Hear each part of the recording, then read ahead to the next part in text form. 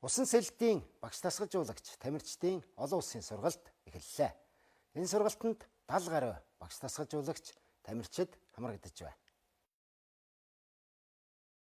Усан сэлэлтийн Далайн хаадууд клубын 15 жилийн 2026 онд тохиож байгaalаа. Далайн хаадууд клубээс 15 жилийнх он хүрээнд Монголын усан спорт сонирхогчдын холбоотой хамтран олон улсын сургалтыг зохион явуулж байгаагаараа онцлогтой. 2 дугаар сарын 21-ний өдөр эхэлсэн олон улсын сургалтыг Турк улсын иргэн олон улсын дасгалжуулагч Жан Онсой удирдан явуулж байна. Түүний хувьд Рио 2016 зуны олимпийн наадамд бүгд найрамдах Хятад ард улсын усан сэлэлтийн баг тамирчдыг амжилттай сайн бэлтгэлж дасгалжуулан оролцож байсан юм а. Монгол хүмүүстэй ажиллах маш таатай байдаг. Монголын усан сэлэлтийн багш дасгалжуулагчид их залуутсан байгаа нь сайшаалтай. Сурах ирмэлзэл ихтэй байгаа нь ч харагдлаа.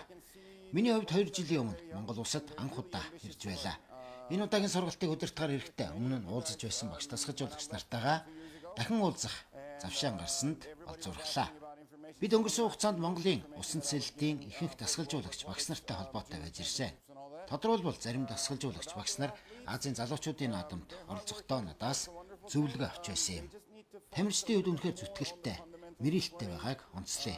Харин нэг гол анхаарах зүйл бол тамирчдын хувьд бага насндаа суурь үндсэн зарим техникээ орхигдуулсан харагдаж байна. Тиймээс бага нас болон өсвөр үеийн тамирчдад суурийг нь сайн зөв тавьж өгөх нь хамгийн чухал.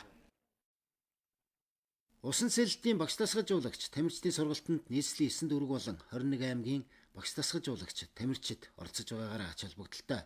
Бүрэлдэхүүний хувьд энэ удаагийн сургалтанд 40 дасгалжуулагч 32 тамирчин хамрагдан оролцож байна.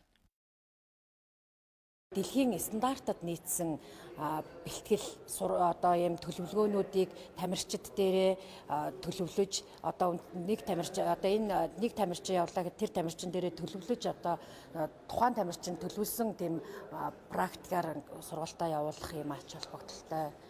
Ганцаарчсан төлөвлөгөө гаргах тэрэн дээр их ач холбогдолтой сургалтууд явагдаж байгаа юм. Төв бассейнд эхэлсэн усан сэлэлтийн багш дасгалжуулагч тамирчдын олон улсын сургалт онол болон дадлаг гэсэн хөтөлбөрийн дагуу явагдаж байна. Сургалт 2 дугаар сарын 26-ны хүртэл үргэлжилнэ.